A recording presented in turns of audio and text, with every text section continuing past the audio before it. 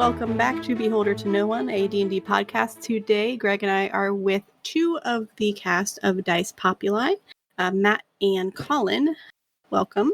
Hello. Hey.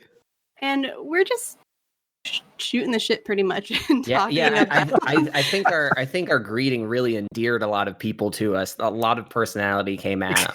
I don't know about anybody else. Smash that subscribe button. There we go. We're just going to talk about DMing and having multiple DMs in the group. I know that with Dice Populi, you said that you have multiple people DMing different games for your podcast, correct? Yes. That's kind of our shtick. Yeah, so the essential format, it's a real play tabletop role-playing game podcast, and right now we're using Dungeons and Dragons 5e because everyone uses it. And there goes the cat I warned you about. I don't know if that's going to show up. The essential, I guess, hook is that there are 5 of us playing, but all of us are dungeon masters for D&D and have DM'd in other capacities before. And we decided to do a story where we all take turns dungeon mastering, writing our own homebrew adventures, but it's all part of the same campaign. So it's not just like one shot. It all has to flow and connect. And that has led to some interesting dynamics, both from like a podcast production perspective and like a writing and running perspective, I think. And also just playing the game perspective too. You know, you basically have 5 different essential styles of dungeon mastering. Like I know, where do I begin? So we basically, each of us, everyone has their own styles, and their own homebrew rules that they bring to the table. Personally, I am not a fan of the rule where a nat 1 or a nat 20 on any roll, no matter what, is a thing.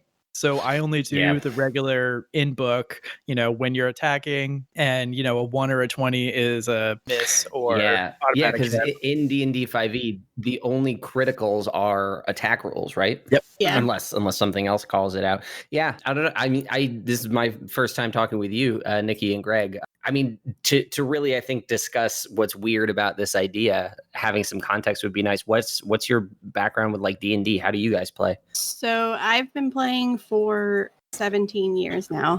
And I need to leave right now. I am so outmatched. Holy fuck. Oh my God. That's why I let her start. I've been playing since I was like 15, 16 years old. And I have been DMing 5th edition specifically for about 6 years, I think. Mm-hmm. And I'm by no means a expert at DMing, and I will straight up say that, which is one of the reasons why I chose not to DM for our actual play that we do, because I don't feel super confident on the recordings yet with my DMing skills. My first one-shot DM will be out in the future, but that's going to be the first time I ever recorded myself DMing, period. Yeah. Wow. I enjoy DMing, and with the aspect of 1s versus 20s, I love having them be auto succeeds and fails, but only if it's not for something that will kill you. If it's something that's going to hurt you in some way, then it's not a big, like, I won't do it. But it's more like, if you fail, like if you roll a 1, something hilarious is going to happen. Right. Yeah, that tends to be my approach as well, is like still try to keep it real. Like if you want to roll a D20 to jump up a 50-foot wall, a nat 20 is not going to make you do that, I think. You just look cool doing it and trying. Yeah, I think whatever you do, you'll look like you got a 20. You know what I'm saying? But yeah, I think that's actually something that I luckily don't have to think about a whole lot. But when I play, it's fun. Well, for the show, essentially, I'm the one that sort of like sits in the middle and ties all the threads together. Like right now, Matt's running an adventure, but I'm the one that's like, I know the secrets to Matt's game and the game that's coming after it, and I just have to like tie it all together to keep it a surprise. Yeah. And that creates a fun dynamic for the writing. But then when we actually get into it, it's so fun to like, I spend so long in the writing and planning phase to actually see like how Matt runs a game. It feels different than like Josh, who ran a game before him, and getting that handoff. I get so bogged down in the details that when we actually get into the different styles of play, it's a blast. Yeah. And Greg, you can go ahead with your experience. All right. Well, significantly less than Nikki's. I've been playing at least 5e for, I want to say, 2, maybe 3, possibly 4 years at this point. DMing about the same amount of time. The very first game that we ever played, like, seriously, I believe I DM'd. But as far as the 1 to 20 thing that you guys were talking about, I agree that it's really only in combat is more or less the way I do it. Well, we've pretty much split this podcast right down the middle, haven't we? It sure seems like it. Like for skill checks and stuff like that, it's like, yeah, you got a 20, but what's your modifier on top of that? Because it does matter. Just because you rolled a natural 20 during like a conversation doesn't mean that the person's automatically going to do what you want them to do, you know? I can see you and I getting in a lot of heated arguments. Oh boy. In the middle of a game. But I want to do this. It's a 20. It shouldn't matter that I have a -3 modifier. I mean, it matters. Like in combat, obviously, natural 20 and natural 1 are completely different than non-combat scenarios. Matt, how long have you been playing? Because I started playing with you a little while before we started the podcast, but I don't actually know the breadth of your history. So this is actually a bit of a funny story. So I started playing Dungeons & Dragons. It was the fall of 2016. And I do know this story. So one of the other guys in our podcast, Pat, he had never DM'd before. And so he was like, okay, we have a group of friends. We want to try playing D&D. I've played it before, so I will DM. And so we started to play through the Lost Mines, and it was a great time. I had a bard. He was sleeping with everyone. It was a great time. As bards do. Yeah, as well as a bard does, especially the first time you play it. You know, I was very happy. Have I been playing bards wrong? No, but could my games be a lot more interesting? I mean, probably. If you try to sleep with every person you possibly meet. Yeah, I was being stereotypical, whatever. And then I guess at the risk of getting political here, we all died. Well, 2 of us died the night of the election in November 2016. It's a very specific memory. And then we never touched the campaign after that. And then probably a year later, Colin reached out to me. He was like, hey, I started playing D&D. I DM. I know you like D&D. Let's do a thing. Yeah, and my history is much shorter than that, which is probably a couple weeks before I messaged Matt. I started DMing. I've been playing D&D for just over 2 years. I started planning. The idea for Dice Populi came into my brain before I ever actually played D&D. Wait, what? Yeah. So the original idea for the show was going to be almost Doctor Who TARDIS style. This was like my original pitch. I'm glad it didn't go this way, but just like different game system, different setting between adventures. And then we kind of focused that into this sort of seafaring fantasy that it is now. But yeah, no, I had that idea in my head before I ever actually started playing D&D. I mostly started playing D&D as a reason to explore that idea. And it turns out D&D is pretty fun. I don't know. It's pretty good. Yeah, that's why I try a bunch of different games, was like just for funsies. I'm like, how do I do that one? And I'm glad I did. And I think that, like, to Matt's point about different styles and what makes the multiple DM approach so interesting is, like, 2 of the people in our group, like, super knowledgeable about D&D. Like, one of our guys collects, advanced Dungeons and Dragons and first edition books. Nice. Ryan's, he's got so much stuff. And then Josh, who was in our show for a while, he has like an encyclopedic knowledge of it, and he never looks at a book really anymore. He just he coined the term jazz D&D. Yeah, I've heard that before. Yes, he just sort of he says he coined it, but I just like that. That's the way he says it every time he explains it to someone. Make it up as you go along. And when he was running his story, Colin, you can probably talk more about it because he was the behind the scenes guy. But from what I understood, Josh really had no plan at all. Yeah. And the thing is, like, you have people like that who have such crazy experience. You have Matt, who's politically traumatized by it. And then me, who's like essentially like I'm sort of pulled in the strings on a lot of stuff. But the truth is I'm the least experienced DM. So having 5 DMs at the table and knowing that you're all going to take turns, it's for someone like me who knows less than everyone else.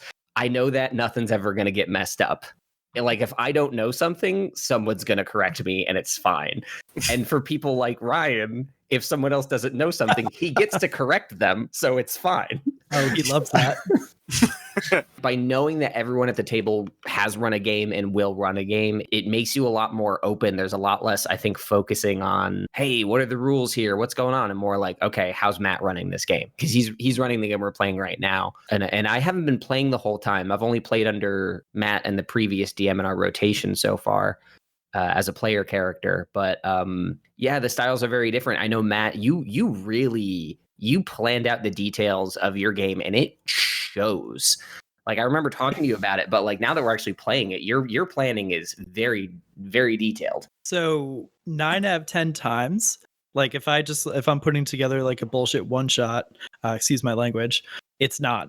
But considering without going into spoilers and considering like what I'm doing, I think I had to be very, very detailed down to a schedule. Yeah. And Josh, the person before it was very much, the whole thing took place on an island.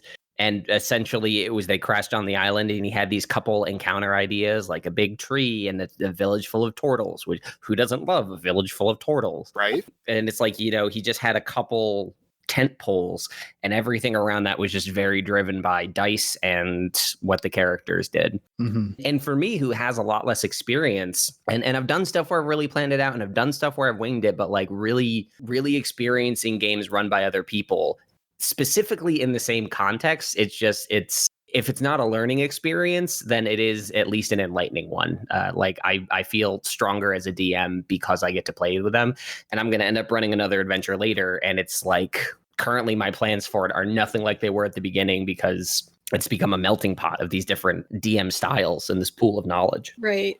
I completely get that. In our games, we don't have the same obvious system where we do one game with multiple DMs, but the four of us, me, my husband, Greg, and his wife, who's my best friend, we've all been playing together since Greg joined the craziness about 5 years ago, 4 years. Okay. Like whenever, Something like that, yeah. when we started talking as friends, when we picked up D&D, that's our group.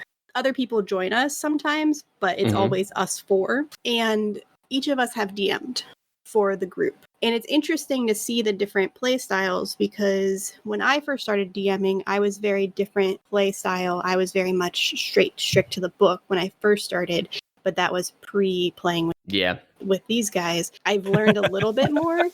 Now I'm very much, if I'm doing a campaign, I'll try to stick to the book as close to possible, but I've become a very much on the cusp type of person, and I do not plan for shit.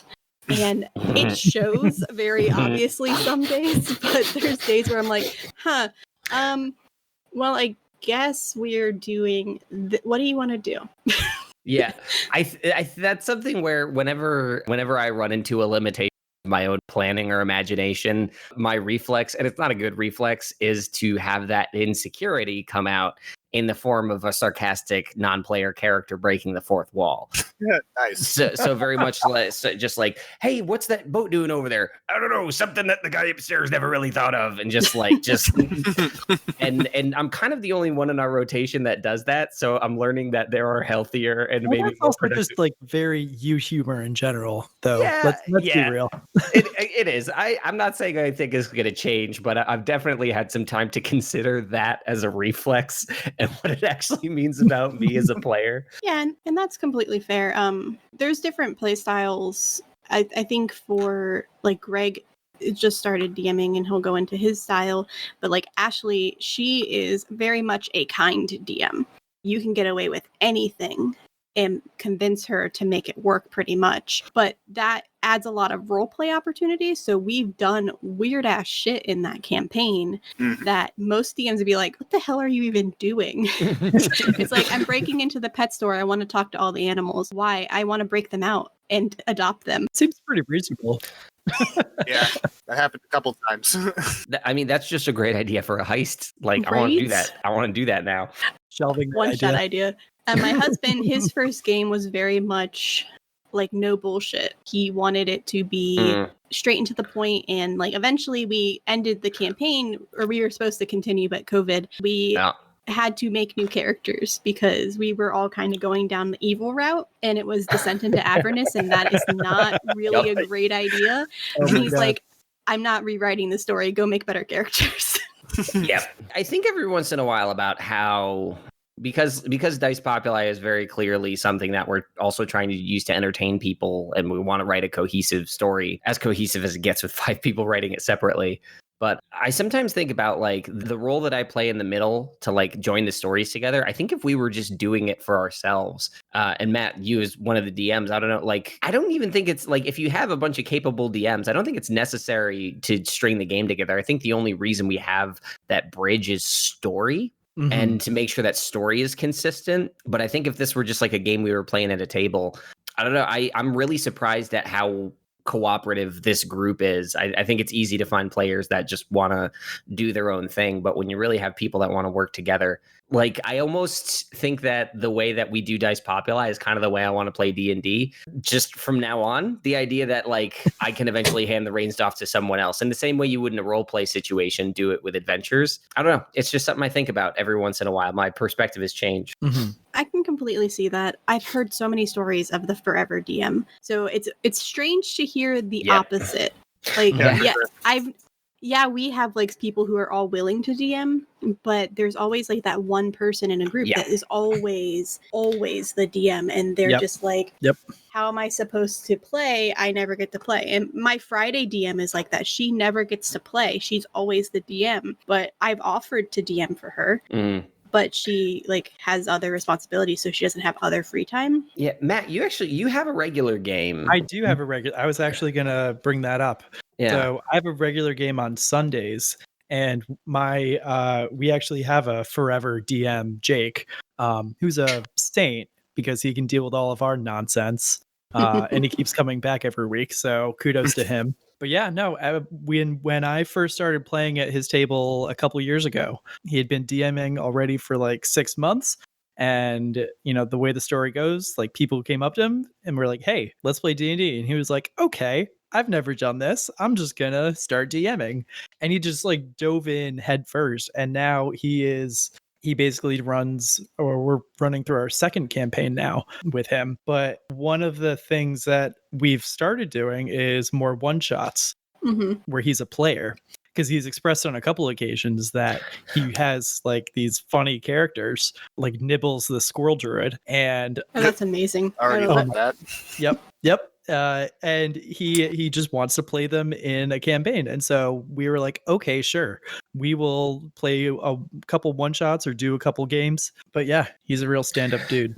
Yeah, I've had to really fight the forever DM thing in my group, because the group that I like first started DMing for, it wasn't a thing where people were like, Colin, can you play D&D with us? I've never played it before. So I like actively sought a group and like wrote a world in too much detail. And then we started playing it, and it eventually petered out because like some people moved away and stuff. But now people from those groups, and I would do like one-shots on holiday get-togethers and things like that. And every once in a while, they're like, hey, let's start playing a game. And then I'm like, hey, who's gonna DM? And then the room is very silent, and then we never play because I get very socially exhausted very easily. So despite loving Dungeons and Dragons, it'll empty my gas tank. And if no one else can DM, guess what?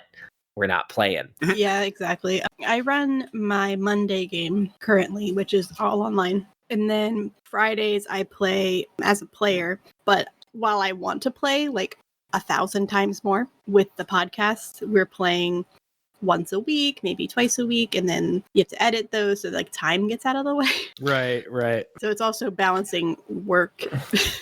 Okay, now maybe this is a me problem. It's definitely a me problem because the three of you all do the podcast and then also play. I currently have no games going on outside of Dice Populi.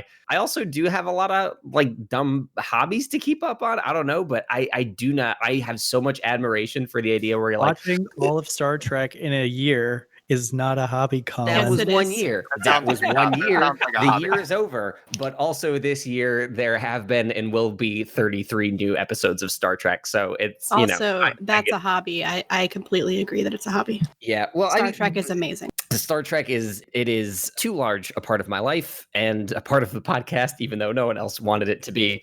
I do mostly throw that in there just at Colin because I've known him since high school. So It's Completely fair. I remember when we were originally planning it. I don't know if it was like you, me, and Josh in a room or something, Matt. I have no idea what to do for this like intro adventure, essentially just a way for these characters to get to know each other before we start rotating out. right. And Josh was just like, I don't know, just give it some stupid fantasy name like Farpoint and just, I don't know, it's an island full of shit. And I'm like, no, I can't name it. I can't name it Farpoint because that's the name of the first episode of Star Trek The Next Generation. And Encounter at then you did. Farpoint. Oh, wait, no, I freaking can. That's the best idea. So we named it Farpoint. And there are a lot of other little Star Trek references therein. So I guess that's my style of DMing. But I think it's probably good that we rotate DMs because if they had to deal with that concentration of Star Trek input, that would sour the milk. Which is a reference to season 4 episode Galaxy's Child.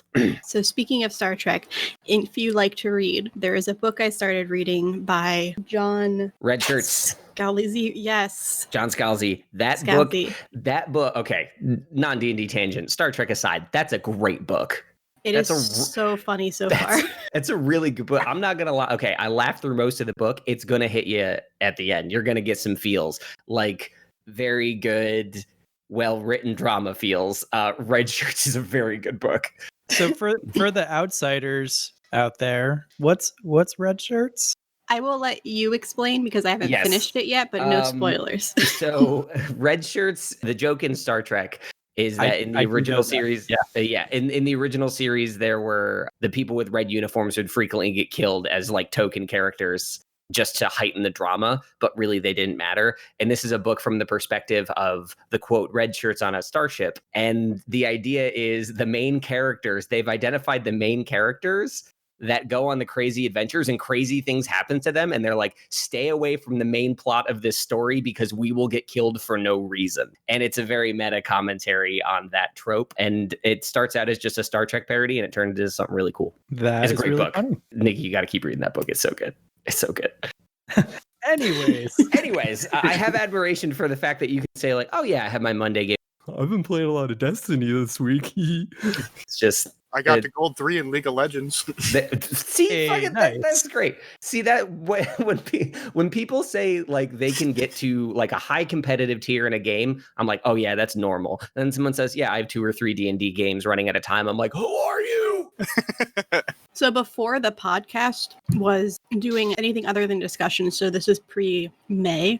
Mm-hmm. Since I took a break from May to July, and then July we started back up again. Mm-hmm. I literally was in 7 games. Oh my god! I played every single day. See, that's I too much. have no life and ignored everybody, including my husband and child. This is a non-disparaging, genuinely curious question. Do you have other hobbies, or is D&D that all-encompassing? I understand it definitely can be because it's so broad and multifaceted. I am just so amazed that you could play D&D every single day. I do have other hobbies, though. They always got pushed aside when I was playing multiple games like that. That's fair. Okay. So right. I do have to choose. My other hobby is crafting, and it varies on what I'm working on, but I will not craft for like months and then suddenly go on a crafting spree. So someone texts you like, hey, do you want to play D&D? And you throw all your boondoggles into a pit and light them on fire and stare evilly down at them. Wringing your hands like, yes! That sounds like a way more productive and fun option. They currently get shoved into the entertainment center and forgotten about for months. You need a hobby effigy, man. You really gotta... hobby effigy. I like that. Patronize the other DMs. I think when my roommates move out, I'm going to turn that other room into a hobby effigy. Nice. That'll go down well on the insurance claim as a hobby. And then... there are no more questions that I will answer. You don't understand. This was absolutely necessary addition to the house. 100%. I know that you said that, Colin, you have a full idea of what's going on, but do you guys know what the other person was planning. So like if DM A, for example, is going up and saying, okay, my big bad end guy is X, and you don't reach that point, or do you reach that point and that's when it switches again? So we don't really know, speaking as only a player. Yeah, this is good because Matt is insulated in his own games. Yeah, I had no idea what the previous 2 DMs were planning. It was just a completely fresh campaign. No idea, what kind of story lay ahead. And, the only reason Colin really knew what was going on was so that he could try to, surgically put together all the campaigns that we've done so far and try to like figure out a story out of that. Yeah. And I think part of it too is also something I think about a lot is maintaining variety. So Matt is the third full like campaign adventure that we will have done when it wraps. And I'm currently planning the next 2 after this with the people that will DM those stories. And like, obviously we have to figure out the shared narrative stuff. I don't want to do the same thing twice. So, I mean, like putting aside the story necessity, like if we were to just do like a casual campaign where we rotate DMs in the same story, I think it would still be good to have someone to do that sort of release. I think more than story, I'm worried about because Matt has put so much detail into this. If someone else, just sort of bumblefucks their way into accidentally doing something similar to Matt, I feel like it would be less interesting to play. And also Matt would be like, why did I do my thing? I'm very conscious of trying to keep it varied. And I don't know. I think that on top of solving the forever DM problem, I think the rotation lends itself to always getting something new. Because to be honest, it's mostly been stuff where someone says, I have this idea. And then they say their idea. And I'm like, I never would have a million years guessed that you wanted to do this idea. I want to spoil everything, Matt. You got me all conscious about it now. I want to spoil every crazy thing we've done. You can't do it, man. You can't. I want to so badly. But let's just say there's animals, there's trees, and there's waters. And those don't go the way you'd expect. I have a unique privilege to be able to see what everyone is planning and then help sort of shepherd it together. But like, Matt, have I tipped my hand to you at all what's coming after your adventure? We've talked about bits and pieces as far as like some continuity elements. But as far as like the whole storyline goes, yeah, it's all a mystery to me, and it's a good time. Pardon me, well, I try to indulge with Matt in this exercise here. I'm just curious. I've never even thought to ask you this. So, Matt, after your adventure wraps up, and I still don't even know how it's going to end. I'm trying to plan my next little one shot in the middle here, but I can't because we haven't finished Matt's story, and I don't know what he's going to break. He's going to break something, and I don't know what it is. But our friend Pat is going to be running his adventure after this. Matt, do you have any guesses as to what the hell the next adventure in this game is going to be? Knowing Pat? Yeah, the guy who DM'd the Lost Mines of Phandelver on election night. We become a bunch of turtles and we go surfing and skateboarding. You think that despite the monologue I went on about recycling elements, we're just going to go back to Turtle Place? Hey, turtles with skateboards, it's not unheard of. The Tony Hawk remaster did just come out, so I can see Pat losing himself in that particular theme. So let me ask a question here. So we talked a bit before about different DM styles, and obviously we've all had our first games like where you're DMing. I know I was pretty scared, but how do you think that the players that you've DM'd for has shaped your style up to now? That's a really good question. That's a great question. Can I posit a universal truth before any of us gives a sincere answer? By all means. Players will always break your heart and ideas, so it teaches you to be very resilient and just channel your anger in constructive ways. Also, death in Texas. Oh, yes. Well, shit, there goes my whole answer. Like word for word. That was insane. Greg, you want to go first? Sure. I mean, most of my DMing has been with Nikki, my wife, and her husband. So before we even sat down to play my first D&D game, I kind of already knew how everybody else DM'd in their styles for the most part. So most of the stuff that I pulled, at least on the first game that we played together, and I mean, obviously, as you said, players break your heart, so on and so forth. But I mean, initially, I was very by the book. I think the first campaign we played was a Curse of Strahd, like the precursor. Yep. With the Death House. Love it. That was my first DM game, and I was very by the book. It literally, if the book didn't say something, like you couldn't do it. Basically, I know D&D is more of like, it's an open world and you can kind of do whatever you want based on what the dice say and all this other stuff. But for me, like my first time, I was like, this book says this. This is what we're doing. This is what you're able to do, and that's it. Yep. Yeah. So if a player says, "Can I have fun?" you say, "Fun isn't in the book. Get in line, motherfucker." Those 3 letters are in this book a couple of times, but I don't see them following one another. So, no, actually. Oh, actually, no, I'm sorry. The word fundamental is in here one time. Oh, okay. Perfect. I think that resonates with me a bit. I guess like the training wheels of it. I think I've DM'd more than a player character, and I think that especially when you're first getting into it, you sort of need, at least I needed to like have the structure of detailed planning and written information. Absolutely, same here. And it took me I didn't take me long before I could freewheel it, but before I could like go into a session with absolutely nothing planned and still feel confident. Like it's a long road on the balance bike before you can hop off that. So I definitely feel that. Yeah, especially that campaign ended with a TPK, so that was good. I died 3 times in that Nikki game. died 3 times in that campaign. Oh my god, that sounds like Curse of Strahd. Yeah. Right. Just the death house. Yeah. Oh, I was also in the same boat. Like when I first started DMing, just as Greg was, I picked up the reins because our DM needed to take a break from the game period. So everybody else is like looking around like, who's going to DM? Who's going to DM? See, that's me. That's what I get. Like, preach. So I'm like, I guess I'll try. And the first time I ran one, they're like, oh, I look around. There's nothing. Well, I didn't even roll yet, but the book says there's nothing.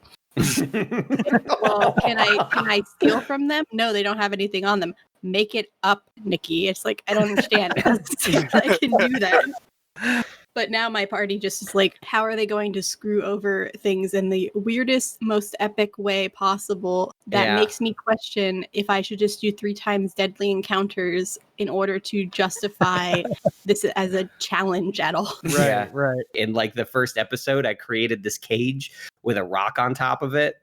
And that was supposed to keep them in the cage. And there was a giant. And I was thinking maybe they'll convince the giant to let them out. And then Matt was like, I'm just going to shrink the rock. You're like, oh, I didn't think of that. Damn it. Well, there goes 45 minutes.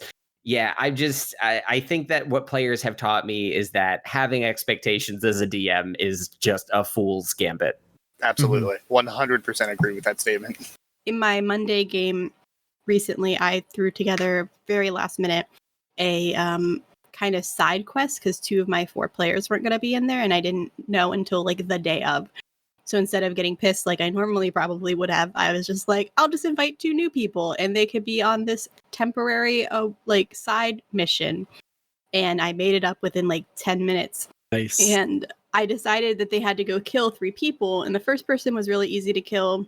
Not a big deal. The second person was supposed to be a challenge because it was a demi-lich. And they walk in there and they're just like, are you unhappy? And I'm like, what are you doing? They're like, do you hate working here? Because we have a guy who is totally into raising dead things, and he would like to be your friend. And they fucking convinced a demi-lich to side with them. And I'm just like, I hate you all so much right now. They Bob Ross the demi-lich. It's okay to be sad sometimes. I'm just like, you were supposed to fight him, not become friends with him. Come on. Yeah. I think, and I don't mind spoiling this because it's my character, but at the moment in Matt's game, I'm playing a druid, and Matt, you might be able to speak to your side of the experience here. But one of our most recent episodes, I realized that you can, as a druid, if you're of a certain level, you can turn into an octopus. And I know a decent amount about octopuses, particularly how adept they are at squeezing through small spaces. Right. Yep. And I didn't. Yeah. In trying to flex that knowledge, which to me just comes from, watching videos and Discovery Channel. I'm trying to say, like, I'm going to squeeze through that little hole in the window there or whatever. And Matt's just like, Colin, octopus is so big, you can't do that. And I don't know, Matt. You seemed pretty exasperated when we were done with that sequence. I don't know how my choices affected you there. Like that whole episode, it's the one I'm editing tonight. I'm gonna be pulling my hair out all night. I swear to God. But they're literally linking me videos of like octopuses squeezing into things. And it's like, oh yeah, this one's cool. This one's cool. I'm like, cool. I'm like, guys, all right, I get it. Like the octopus can squeeze through this opening. Can we please move on? That kind of reminds me of when Ashley gave me the wand of flowers. Oh, that's a fun one. I don't know what this is. What is this? So the wand of flowers you can cast 10 times per day and you can grow flowers. Checked so out. My character in this campaign is a hippie, and I'm the only one at the table that hasn't really partaken in pot. And they're like, did you know that weed is a flower? And I'm like, what? My character would have known that. So I was like, do I know that? Yeah. Roll nature right now. Abort.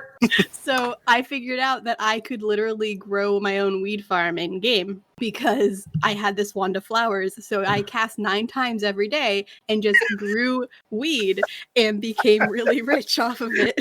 That's just a solid business plan is what that is. When we finished Dragon Heist, I don't know if you guys have played Dragon Heist before. I have not, no. So at the end of Dragon Heist, you end at like 5th level and you come across a lot of money. And everybody comes out of the woodworks asking you for money, basically. Everybody. And one of them was the Zendikar, right? Is it the Zendikar, Greg? Yes. Yeah. Okay. The Zendikar came out. Zendikar. And they're known to be criminals most of the time or like shadier people. And they're like, will you bail us out? And I was like, sure, under one condition. I'm about to go on a trip for 2 to 5 years, so I need you to continue my drug profiting business for the next 2 to 5 years to pay off your 5,000 gold debt to me. And they're like, okay. So did you go like full Walter White, started out as a nice, unassuming person, brutal drug kingpin by the end? Well, she thinks she honestly is doing everybody a favor by giving them weed to chill everybody out and make them feel better. Classic narcissism. But you're not technically wrong. Yeah, she's not hurting anybody. And it's not addicting. So you just mentioned another pre-written adventure. So I kind of want to ask all three of you, because Matt, you started with, the starter adventure, Lost Mine and Phandelver. I've never even played that all the way through, and I've only run it in small bits here. Do you guys tend to lean more towards like homebrew stuff or written adventures? Like, do you have a preference? If so, why? Written for me, for sure. But that's only because I can't. I'm able to take a pre-written adventure and kind of put my own twist on it, but I don't have the ability to just like blank slate write something. So, if I were to do a homebrew, quote unquote, it would probably be just like, oh, I read this book and I liked this part from this one, but then I also really like this particular part from Princess of the Apocalypse, or something like that. And I just kind of mush it together into my own campaign, but I would not be able to just like blank slate write something. Yeah, that makes sense. Matt, have you done like, Jake is running your campaign. Like, what are you guys running right now? I know you said you're doing one shot sometimes, but yeah. So I started out doing the Lost Mines with Pat. And then actually it was like probably like maybe 6 or 7 months into dating my girlfriend, Olivia, who we're still together. Yay. This episode comes out in 2 weeks. Let's give it some time. Oh, come on. Whoa. She was like, hey, me and my friends, we want to play D&D. You said you played. So I was like, all right, I'll DM. Lo and behold, it's Lost fucking Mines again. So I gotten to know that module pretty well. When I started next time it's Lost Mines, you're just like, no, I'm done. This is no, never again. That opening scene, I could do that right now for y'all if you want. But so then when we started doing more one shots, just like the fun one night games, I started looking at some of the already like pre-published stuff. Like, what was it? There's the one with the sheep. Excuse me, what? There's like a really popular one that's like has to do with like a sheep. I can't remember it. Oh well. What? But I had found like these other like pre-published, one shots. And it took me a while before I actually started feeling comfortable coming up with my own stuff, I think part of that actually had to do with the my regular group, just because they were so absolutely ridiculous, and I was like, all right, I can get away with literally anything here. So That's fair. Nothing quite like freedom. I think the first time I ever DM'd was always one shots. Like that's exactly what I did. right. I have so many on DM's Guild or Drive Through RPG because I basically did each level was a one shot, and that's how I ran the game. And sometimes they blended together, and they were meant to go together. Mm-hmm. But I never actually ran a campaign from a book. Currently, I do homebrew straight up, mostly because I don't put aside the time to plan. So I know that if I try to do a campaign, I'm going to need to find that 2-3 hours to read it and like figure out what the hell I'm supposed to do. Yeah, I think that's what it is for like one of the hobbies I try to keep regular is, reading books. And I'm like, some D&D books are so detailed and rich that I'm just like, I have to make time to do this and then also perform it. Yeah. It's hard for me to rationalize that usage of time. Yeah, in the homebrew world I'm using my own world completely. Like I use the same gods as D&D, but it's my own situation. It's not in Faerun. That's not the same cities. It's not the same situation. And it was interesting for me to do that. Right now, I have them kind of like stuck in the same city because I'm like, can we just take a break? I need you to just be in the city for a little bit. I put a lot of effort in the city. Like, just live here for a couple months in character. Please. I work so hard. Pretty much. I'm like, no, we're not leaving. You're not allowed to leave. Players break your heart. Yep. Well, they stayed for a while, but now they're possibly becoming crime lords of the city, and I'm just like, okay, we can't do politics. We can leave now. Nikki, I'm sensing a theme with you here. We keep kind of coming back to the same idea of just nefariously lording over an area. I didn't do it. They chose to do it. What's the common denominator here, if we really look at it? I'm innocent until proven otherwise. I guess if you write the rules of the universe, you get to write the rules of the legal system, so I'm facing an uphill battle. Well, the city that they're in is like the red light district, basically. Like, okay, everything is legal if you have the money for it. And I gave them the option. Like, I told them these are the crime lords, is what I ended up calling them, but it was equivalent to like different mafias, basically. This is who you could work for. You get to choose, and they chose like the one that focuses on weapons instead of like the drug trafficker or the human trafficker, like something darker, which I'm like, thank goodness I didn't really want to roleplay that. Well, hey, luckily humans are only one of the many races in D&D, so it's not affecting as many people as it could. That's fair. Valid point. But like in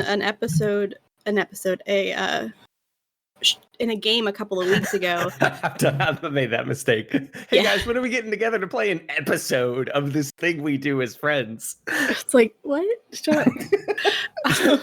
I've done that. They destroyed a dragon, put to sleep a crime lord, stole all of her money, and killed her knight in like a total of a minute in game. Jesus. And I'm like, I hate you all. You just you literally took all of her money. Okay, but by minute in game, do you mean that they spent 3 hours litigating how each 6-second interval of that minute took place, or did they just? It was like one session, but I was like, okay, these two are fighting a dragon by themselves. This is a deadly encounter. They're going to possibly die. I made them make backup characters. I did that fight. It took 3.5 rounds for them to kill my damn dragon. Oh my god! In that time, the other 3 were like, we're going to do this. And they're trying to find their friends. And they hear the fighting. So they go that way and they see the crime lord. And it took them a grand total of like 30 seconds in character to find her and put her to sleep using eye bite, which she failed her save on. Yep. And I'm like, you motherfucker. I didn't even know that was a thing. Yeah. What the hell?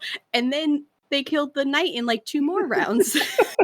See, I'm always running into that because I am, again, the least knowledgeable DM in our rotation of 5. So the occasional time that I'm like, let me go the extra mile and plan something specific, you get Matt shrinking the rock again. I'm like, I didn't know And to be fair, I should have predicted that. Of course, you can shrink stuff in D&D. But like, man, the amount of times I am blindsided by my ignorance of this game, it's just, I really make it harder on myself. That just goes to show you, like, I've been DMing for 6 years and I'm just like, what? What do you mean there's a spell that's 6th level that can do that? I only know of sleep. Yeah. Or the times when I try to do something cool and Ryan's like, actually, this page of this book, you can hear me pushing my glasses up my nose. Which, I mean, to be fair, I'm like that with literally everything else in the universe, so I'm only angry at him out of spite. There's nothing else there. But I do have a question, since I think the dichotomy of styles is sort of a recurring theme here. We touched on Matt's feelings about criticals. Are there any other like systems or components of D&D that you tend to shy away from? I tend to be very interested to see what people try to take out of the games. Just so I'm aware, you're referring to like rules and stuff that we usually just kind of leave out of the game. Yeah, like if you have like a rule that you stay away from, because like I don't know, I come to D&D as someone who likes to make stuff, and D&D is like a tool set for that. So I kind of approach it backwards from a lot of people. Gotcha. So I don't know. I like to know, like, especially as people who are much more seasoned, and especially like Greg, you really like to dig into books. Like, do you ever read a book and say like, nah, that's not gonna fly, and then just like leave it? Like, what comes up for the three of you when you're playing? I mean, just like little rules, nothing like game breaking, but like ammo capacity or just like weight carrying ability. 9 times out of 10, that just kind of falls through the wayside. Like, I'm not going to have my players, oh, you're a ranger and you have how many arrows on you right now? Cool, we're going to keep track of that. Like, that's just a pain in the ass. You don't want to be a real life Skyrim and make a list that says you are over encumbered. Place it in front of them on the table. So, I mean, if I were to make any prop, it would be that. But no, I'll stay away from that. That and what's the other thing? Worrying about like food and stuff, like having rations on you at all times to make sure. I mean, realistically, it makes a lot of sense, obviously, because you're out in the wilderness and you're not going to be possibly around immediate sources of food all the time. So, having that will help, but I'm not the person that's going to sit there and be like, okay, you guys are taking a rest for the night. Make sure you eat something because... Yeah, I guess I never thought about that. Yeah, no, that makes sense. I would only focus on the rations personally when they are actually going somewhere where it's not possible to hunt for themselves. Right, 100%. I agree with that. Yep. Yeah. I have done a survival game before where I'm like, look, I'm counting rations, I'm counting arrows because that's what I was just thinking. Survival. Yeah. You need to figure it out. If you don't give yourself food and water every day, you are going to have exhaustion. You might die. Like, you need to track that. That's something that I was going to say something along those lines. I've never run a survival style campaign, and all the things that I've done up to this point, I've never really needed those rules because it's assumed, I guess it's a common thing, like you're in a town, it's assumed that you go get food, or you're in a city or whatever. 20 minutes writing out how you're going to get food and what you're going to get and all that. So right. And then, of course, your players burn down a bar. And of course, every time. I don't know why they keep building it there. They just got in the way of that fireball. I guess, yeah, it wouldn't be super fun to do the fantasy version of what we do in real life, which Taco Bell ? No, maybe for like a half hour. If you're gonna run like a campaign, like something that is like survival based, then I think that something like that, those rules, or maybe even tweaking them a bit, they could come more into play. But as far as I know, I don't really know a lot of people that use them in regular games. I think that in our game, Matt, we've had instances like whenever we have to long rest or we switch from one DM to another, there's the obligatory guys all rest in 8, right? And we're like, oh yes, of course, and never stop to think about like, but where did the food come from? So the only time I took encumbrance into play was in a play-by-post game where a Warforged wanted to be picked up by an eagle, and I'm like, no. Nice. You weigh, like, I actually calculated how much an eagle could carry. Podcasts are an audio medium, so I can't really verbally convey how furrowed my brows are after hearing that statement. Is that what that noise was? Yeah, that's that loud, sad crunching you just heard was my forehead imploding. I was frantically looking around my house at my animals, making sure everything was okay. You'd want to make sure that the hobby effigy didn't get you. Oh, God, yeah. Jesus. I'll be right back. Excuse me. And so what happened was this Warforged who's in plate armor. They were in a fight with a Bahir, and they destroyed the side of the mountain to get the Bahir off of the mountain. So that obviously caused a bunch of fucking rocks in their way that they have to climb up. So I said, in order to see him, you have to make an athletics check to climb on top of the rocks, or you fall and bust your ass. Like, nothing big, you lose a turn. So somebody summoned eagles, and the eagles were going to carry everybody over, and he's like, okay, I'll use that, and I'll have the eagles carry me over. And I'm like, no. How much do you weigh? He's like, oh, I don't know. So I Google it, and I'm like, okay, Warforged weigh a minimum of 180 pounds, plus your plate armor. You weigh too much for the eagles to carry you. Oh, well, can they just, like, roll me into the mountain instead, like a bowling ball? And I'm like, no. I'm sensing a Monty Python-style argument. Yeah. No! He was just trying to break it. Like, that's all he wanted to do. I'm like, make your damn athletic. I was getting so mad. They should have turned into an octopus. Worked great every time. There you go. To be fair, though, I think I added the Bahir because he kept saying I couldn't hit him because he had a 23 AC plus shield. Yeah, taunting the DM is a mistake. So then I was like, fuck you. My next creature is a Bahir. He gets plus 10 to his attack. My first hit is a natural 20. He almost died. I was really hoping that you said a natural one, just like your fuck you just fell flat on the floor. That would have been pretty amazing. I got my fuck you, and it was amazing. If I were in your game, I'd be like, oh, you like octopus so much? Here's a fucking kraken. Deal with it. Yeah. There you go. I will say, to turn my own question back on myself, and mostly just because I want your opinions on it, I do not enjoy initiative. And I know that that's a very fundamental system, but I actively prolong rolling for initiative as long as I can in a fight scene as makes sense. Mm-hmm. Do you guys have any particular ways that you try to keep combat more flowy? Because I find the staggering always torpedoes what could be a much more engaging situation. I don't know. I'm also not a rules lawyer. So I don't know how you guys feel about that particular take on combat. Greg and I are rules lawyers a little bit. But I like initiative purely for the sense of my own sanity, because I will not fucking remember to go through and make sure everybody has gotten a turn and it's fair. Right. Because what's going to happen is the loudest person is going to get to go first and do the thing. We play with very different personalities. So Ashley and my husband are very quiet at the table. So they're going to get every single time are going to be outshone by somebody else who's louder and more obnoxious about their response. I'm going to do this. I run in and do this. That's very fair. I guess maybe we don't have that problem because we're 5 dungeon masters on a podcast. So we're all very loud and obnoxious. I've had that problem in a couple one shots that I did, and that's why I started doing more of okay, if we're gonna start doing more crazy shit, roll initiative, and we're gonna figure out how people react and in what order. You mean almost in non-combat situations, just use it as a structuring tool? Basically, yeah. I like it for just the structure of it. And I think to make it seem to flow more, you can add as a DM flavor into when things are happening.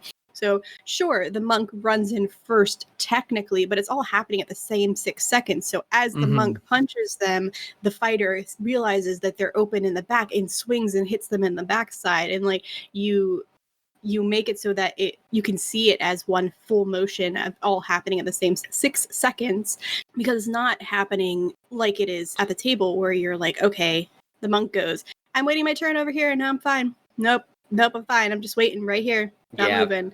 Yeah, that's what with small groups I find it's not a big deal, but Matt, you and I, we did that thing where we were running games for just a bunch of people in that big group thing that we did, and I had a table with I think 11 players that I'd never spoken to before. Yep. Oh, Jesus. So, that was rough.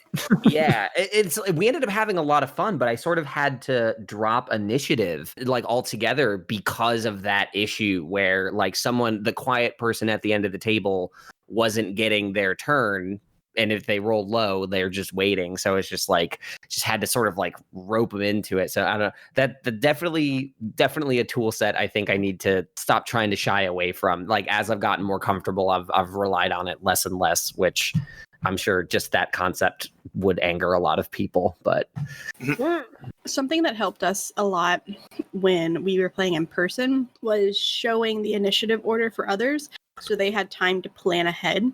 Yeah. And that kind of helped things go smoother too, because then they could figure it out. And sometimes if they were sitting next to each other and also were next to initiative, they could be like, hey, you want to try this? You want to do this thing? So then they could take their turn together, as long as they weren't skipping somebody else. The problem I run into as a player is I'll spend the whole time planning my turn, and the second I say what I'm doing, the DM is like, no, Colin, you can't do that. I'm like, well, that was a waste of 15 minutes. My ignorance has crippled me once again. Sure. Playing with other DMs, I think, has been maybe the best exercise. Because when I was playing for people that had never played before, anytime that I like found a system uncomfortable, they couldn't tell. But now that I'm playing with people who can like see right through what I'm doing and how I'm doing it, it's totally changed the way I've thought. Hey man, fake it till you make it. Exactly. Yep. But guess what? I can't fake it when I have you Matt and Josh at a table, because you're all way smarter than me and know way more than me. So it's a challenge, but I think that it's really informed. I think more than any of my players ever have. I think playing with dungeon masters has altered the calculus of how I view the game. Yeah, that's fair.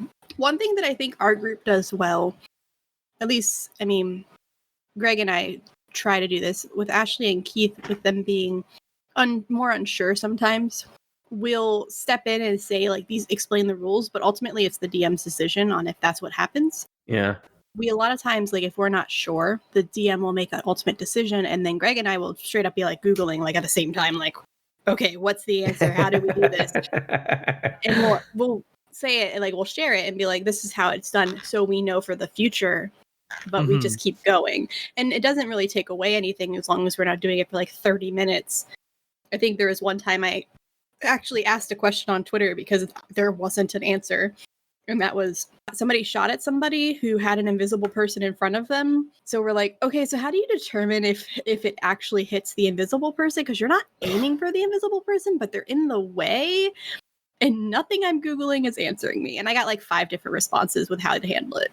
Because it's not Curiosity. in the book. Like, how did you guys end up handling it? Because They rolled for disadvantage. Okay. If either of them hit, then it would hit the first person, but if at disadvantage it hit the invisible target, then it hit them instead. So they still could hit the original target, but there was a chance they could hit the invisible person, who we wanted to hit anyway. We just didn't know they were there, technically. Okay. I think if I did it, I would have used the rules of cover, like giving them like half cover, so like just the +2 to the AC, and if they get under it, then there's a chance that if that beats the invisible person's armor class, then that would hit him. I think if I'd done it, I would have forgotten that the rules of cover exist, because I forgot that until right just now. Me too, right? Actually. But that's just me. I never use cover, so that makes sense. That's a really good. Right. Maybe I should stop ignoring whole chunks of this game that make sense and give you answers to questions. Yeah, but that's the beautiful thing about the game, though. It's just a one big story, and it's an excuse to hang out with people. It's fun. Yeah. Oh yeah. When we were playing in person, we would chat for like the first 30 minutes every time. Oh yeah, we still do that. By the time the 30 minutes were up, I'm like, can we play, please? Come on.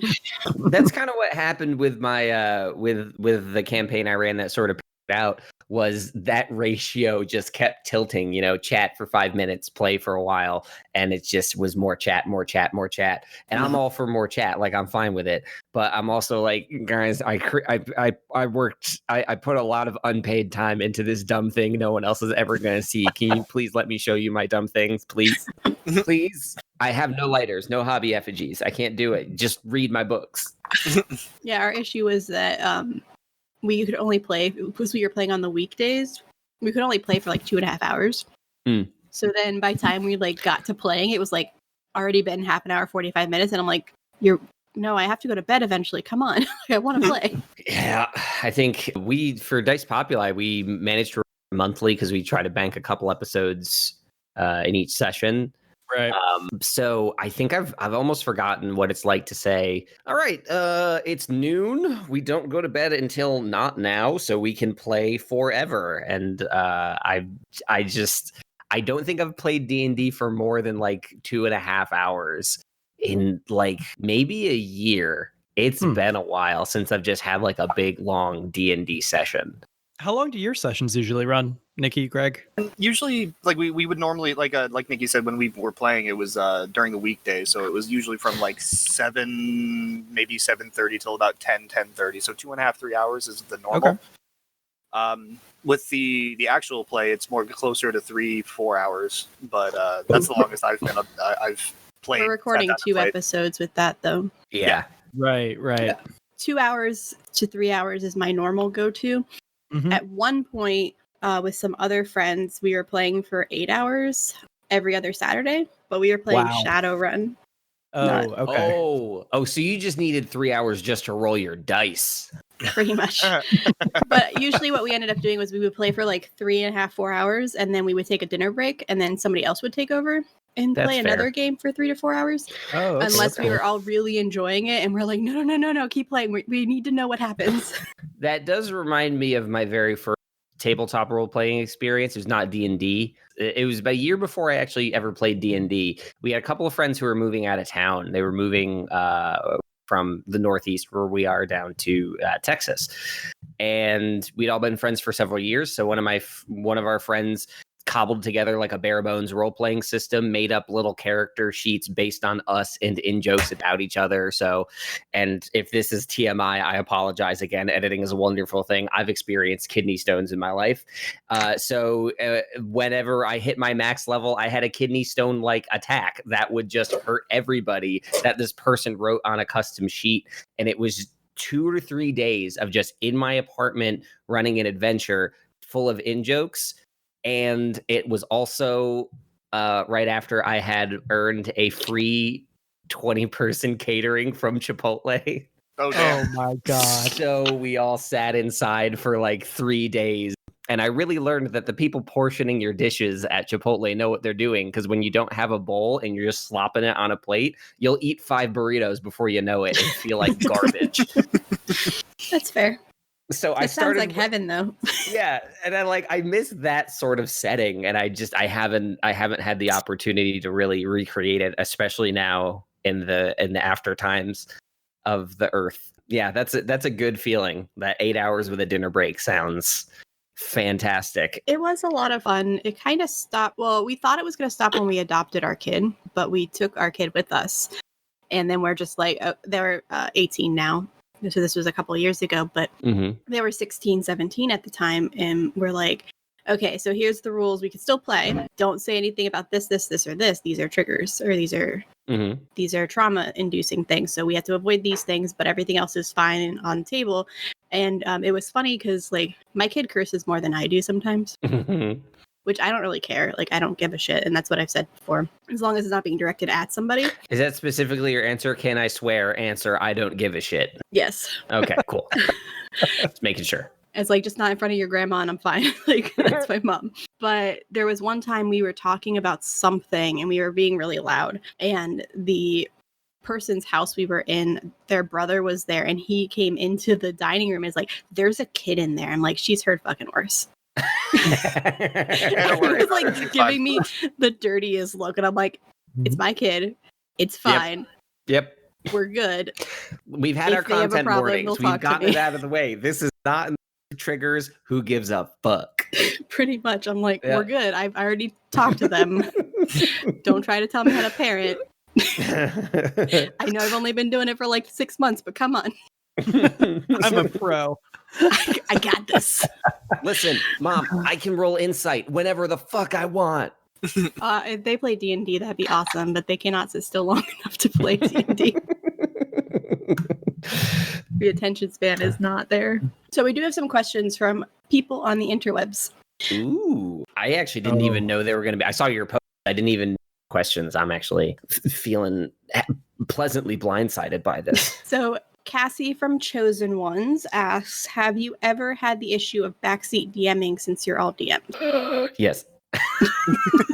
Yes, so here's absolutely. the thing. I think backseat DMing definitely has a negative connotation, you know? Mm-hmm. But all of us are really comfortable around each other. Yes. And I think that's very apparent. And you can tell that throughout each of the episodes. Like we start joking around more. We start making fun of Colin more. And we just be all started. Continued, emphasized. Yes. Crescendoed. But we, eventually, we really, really started to gel because I didn't know Ryan or Josh going into this at all. And I'm, almost socially inept. But I think that when it comes to the backseat DMing, we all trust each other enough to just not be assholes, Yeah, I really like the way you said that it has the negative, because like when you said it right there and I said yes, I wasn't even thinking negatively, because it is so positive with this group. And I think it comes down to the same rules you'd set even with just one DM. Like the DM is in charge. If you need to respect the DM and the DM needs to respect you, like that is the most important dynamic. And we all have such different levels of comfortability. So for me, like I need them to pipe up with rules every once in a while. But otherwise, there's also the fact that because we're sharing a story, there will be a bit where in the middle of Matt's campaign, we'll ask a question about something that Ryan did 6 months ago. And Matt, as the DM, doesn't know the answer to that. So there are even little snippets where we have to put our DM cat back on just to like help fill in details. That's fair. So, I mean, I think there's a need for it in some instances. And it's all based in that sort of positive, trusting relationship. I think that's kind of how we handle it too, is we don't backseat DM, but we help answer questions when they come up, or help decipher situations if necessary. Or I'll be the note keeper usually, and I'll be like, oh, well, this is what happened, and like remind somebody of something. Or we're waiting on this. And it's easier because the DM's keeping track of like 1,000 things. I'm curious to see how it's going to happen with Pat, though, because Pat hasn't DM'd in our group yet. And he's very frequently the one to be like, well, you should have done this. And just like, throw his fists down because we didn't give him what he wanted. It's obviously in good fun. But when he's the one dealing with us, I'm wondering how the tables will turn. Kyle Wear a Mask Wagner. Good name. Asked, how did you all meet? You said you guys met in high school, right? You two, at least. Yeah. So I believe Colin and Pat knew each other in middle school, right? I definitely knew Pat in middle school. Did you go to? I'm sorry to get upstate New York here. Did you go to Central Park? No, I was Mount Pleasant. I didn't meet either of you until until high school. Yeah, I think I met you in high school. And Matt, you and I, we did some other creative projects with friends in the intervening years and stuff like that. So we made a superhero movie and it was great. It's so good. Exactly what you'd expect from high schoolers. It was great. God, I still think about that way too regularly. The other two folks, Josh was the person that really like got me into D&D. Like when I expressed an interest, he did that thing where he's like, "Oh yeah, sure, I could show you a thing or two." Then I ask him questions, and I'm like, "He knows everything." And Ryan was Pat's college classmate and friend, whom on another podcast that we do besides Dice Populi, I met Ryan. And when I was putting the idea together, I'm like, well, I need a bunch of DMs. And that's the hardest thing about getting a table full of DMs is finding a bunch of people who are DMs. That you are also friends with. Exactly. Right. Like you don't think about it because like the forever DM problem is solved by having 2 DMs. A full DM campaign is a different thing. So they happen to be the 5 people who were A, DMs, and B, people I really got along with. So this high school group met the other 2 more or less through this project. Nice. Last Nerds on Earth asks, how do you keep the storyline straight, or are they the ones that have multiple stories going on? If so, how do they schedule and organize these? I think you kind of answered this. Yeah. I think we did. Yeah, that's mostly on Colin. Yeah, essentially, and I'm in the middle of this right now. I basically just ask, hey, what do you want to do? And then if it's too similar or if it needs some sort of development, I will try to sort of help them figure that out. The flip side is if somebody in the future wants to do something with their game that needs to be pre-established, like they want to do something with the gods or they want to use a specific item, I might go to someone DMing earlier and ask them to put this in there. So there is like a little bit of finagling. Mm-hmm. And I have a broad, like I know the outline of everything that's happening that everyone else is doing. And essentially I only pipe up when I foresee a conflict. Otherwise I'm just like, do what you got to do. Okay. And it works pretty well. I probably asked more questions than I should. Everyone more or less stays out of each other's way. They all have very unique styles and ways of doing things. Sorry, that's my water bottle. You're fine. It can be edited. I thought that was your eyebrows. His brow finally unfurled. Oh, God. I confused myself. Zed Ployd asks, what happens after Colin wraps up the main adventure? Will you guys continue with the same characters in another adventure? We've talked about this outwardly a little bit. We currently have I will not divulge the details, but we have some announced changes to some of the structure of our current campaign, some unannounced changes that are coming. But I think whenever this campaign ends and I put the final adventure together and we run it, we do have a plan for a different campaign. Right now, the intention is to do something entirely different. Something else that we are creatively interested in and excited about and that we're kind of like spitballing on the back burner. But to be honest, that is totally subject to what fans would like us to do and what we want to do. Like it's all subject to change, but I've talked more with Ryan about it. Matt, I think that we sent you some stuff about what we had in mind and we've chatted, but yeah, we talked a little bit. The framework is definitely starting to get thought about putting down. But, all in good fun. Yeah. Again, like I keep saying this to the guys, like I have a rough idea of what I want to happen for the end of this game, but I truly have no clue because I don't know what they're going to do. And we might come up with a story thing that's too good to put back down. So, but yeah, the plan is to do something completely different from our current campaign. We'll see if that's what comes to fruition. Last question. I think this is a joke question, but I'm not entirely sure. Ryan... Okay. Mossbarger, is that the Ryan in your game? That's Ryan. When is Cult getting a spin-off podcast? Okay. Well, spoiler alert, there's our big project afterwards. Thanks, Ryan. God damn it. Cult is Ryan's character, easily a fan favorite in our group, and I don't think we need to give Cult more screen time. He has enough. He absolutely has enough. Well, he might get what he wants because Nilo Keith Lang said, let's discuss making a potential NPC in our Pandelver campaign. Damn. That'd actually be a fun idea, putting out character sheets for our characters for other people. That's a thing. Like I'm thinking about the D&D stuff that I've listened to in my day and watched and stuff. It'd be fun to be like, hey, here's a professional person's character sheet. Go nuts. Professional in air quotes, of course. Professional in air quotes, of course. That's something I love is I listen to a lot of podcasts. So if I listen to a character that I love, I become invested in that character. And I want to know what's happening. And it would also be so fun, especially like with things like Critical Role, for example. Like everybody at our table watches Critical Role or has heard of it or has watched some episodes of it.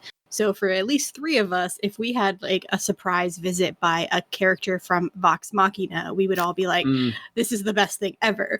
Right. See, the problem with me is that I would have all those opportunities and then I would be like, but what about all those Star Trek characters that I could roll up? That would be amazing. Yeah, I would be totally down for that. When we switch to a sci-fi system, I'll make it. Star Trek actually has a role-playing game that's pretty fun, so... If you switch to a sci-fi system and you want an extra person, hit me up because I have so much free time. All right, forget it. Crack it in space now. That's what it is. But also, I really, really want to play a sci-fi game. Like I miss it so much. Yeah, that's a different feel for sure. That is all the questions. So let's end this episode with telling us where people can find you and listen to your podcast. Yeah, podcast is called Dice Populi. That name was chosen over months of deliberations and literally months of deliberations, and we stuck with it because we had to record within 5 minutes, and we were like, "Fuck it, let's go." So that's it. It was better than Miami Dice. Better than Miami Dice. But Dice Populi is a role-playing podcast where you have 5 DMs taking turns. I think we've explained some of the details, and I hope that's interesting, because you can find it wherever you get podcasts. Easiest way is dicepopuli.com, and I'll have links to our socials and everywhere you can find it, as well as links to our personal social media. Yep. Cool. You can find us on pretty much everywhere you'll listen to podcasts: Spotify, Apple. Are we on Stitcher? Yes. Yeah. Cool. Stitcher. Wherever. We'll probably pop up somewhere. Yeah. Anytime a new thing pops up, I try to submit it. So that's a fun. The pop up you lie. There you go. Right. But yeah, dicepopuli.com. You can get free adventures, see some of the artwork, all sorts of fun stuff. I am Colin Ketchen, and you can find me on Twitter at SonicColinK, or again, the link is just on our website, dicepopuli.com. Matt, do you want to plug you? I think he doesn't. I'm judging by the silence. He really doesn't. Here's the thing. I'm kind of AWOL in social media. I only made a Twitter because we were screaming at him to make a Twitter. That's fair. So if you want to see me repost literally some other couple memes and stuff, at Cat Manavan, I think. Spelled like it's yes, that is your Twitter handle. I can confirm that for cat, you. And then man, and then a van, and then van. Yeah. Oh my god. That's about it. All right. Well, thank you guys so much for joining. It was a lot of fun. Yeah. It's fun discussion. This was tons of fun. Thank you so much for having us. Absolutely. Yeah. Thank you. Everybody, you can find and talk to us on Twitter or Facebook at Beholder to No One, or you can listen to our podcasts wherever podcasts can be found, except for maybe Stitcher, because I need to go look into that one. Scott LeVar Burton reads. Keep being awesome, guys. Bye. Bye-bye. Bye. Peace.